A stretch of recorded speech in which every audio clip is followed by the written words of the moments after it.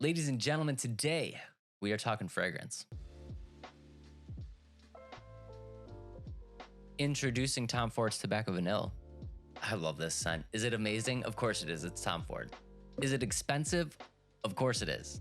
It's Tom Ford. This bad boy cost me 400 bucks. But yeah, despite this steep price tag, I love this fragrance. Is it perfect? No, but it's still pretty damn good. Here's what I don't love though. This is a tobacco and vanilla scented fragrance, and in my personal opinion, it is lacking a little bit on the vanilla.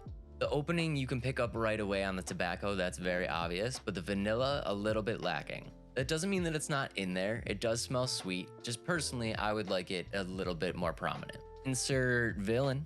Now Villain, as you know, is heavily inspired by Tom Ford's Tobacco Vanille. Okay, so what did we do to Villain? In my opinion, we have made this better than the original.